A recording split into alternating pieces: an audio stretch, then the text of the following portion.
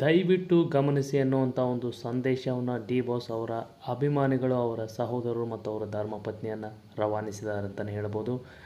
ಎಲ್ಲ D boss ಅಭಿಮಾನಿಗಳಿಗೆ ಒಂದು ಮಾನವೀಯ ಪತ್ರವನ್ನು ಸಲ್ಲಿಸಿದ್ದಾರೆ.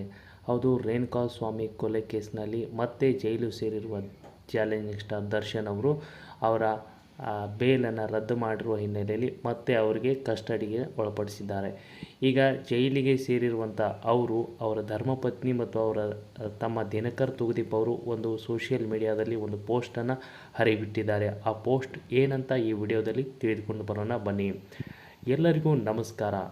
ನಿಮ್ಮ ಪ್ರೀತಿಯ ದರ್ಶನ್ ರವರು ನಿಮಗೆ ಕಳುಹಿಸಿರುವ ಸಂದೇಶ. ಕನ್ನಡ ಕಲಾಭಿಮಾನಿಗಳಿಗೆ ಹಾಗೂ ನನ್ನ ಸೆಲೆಬ್ರಿಟಿಗಳಿಗೆ ಈ ನಿಮ್ಮ ಪ್ರೀತಿಯ ದಾಸನ ಶಿರಸಾಷ್ಟಾಂಗ ನಮಸ್ಕಾರಗಳು. ನನ್ನ ಸುಖದಲ್ಲಿ ಭಾಗಿಯಾಗಿ ಕಷ್ಟದಲ್ಲಿ ಬೆನ್ನೆಲುಬಾಗಿ ನಿಂತ ನಿಮ್ಮ ಪ್ರೀತಿಯ ಅಭಿಮಾನಕ್ಕೆ ನಾನು ಜೀವನ ಪರ್ಯಂತ ಆಭಾರಿ. ನಾನು ಎಲ್ಲೇ ಇದ್ದರೂ ಹೇಗೆ ಇದ್ದರೂ ನಿಮ್ಮಗಳ ಶ್ರೇಯೋಭಿಲಾಷೆಯನ್ನೇ ಬಯಸುತ್ತೇನೆ.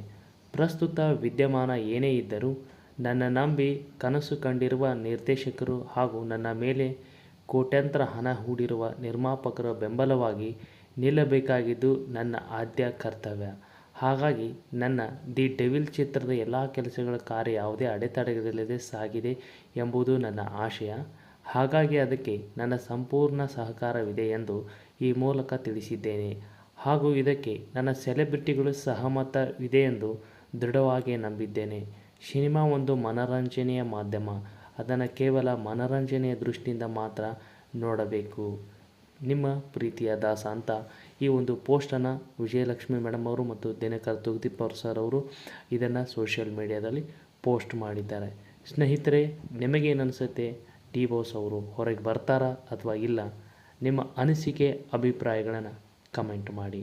ಹಾಗೆ ನಮ್ಮ ಚಾನಲ್ನಲ್ಲಿ ಅನೇಕ ವಿಡಿಯೋಗಳು ಇನ್ಮೇಲೆ ಬರ್ತಾ ಹೋಗುತ್ತೆ. ಸಬ್ಸ್ಕ್ರೈಬ್ ಮಾಡ್ಕೊಳ್ಳಿ, ಹಾಗೆ ಲೈಕ್ ಮಾಡಿ, ಶೇರ್ ಮಾಡಿ. ಸಿಗೋಣ ನೆಕ್ಸ್ಟ್ ವಿಡಿಯೋದಲ್ಲಿ.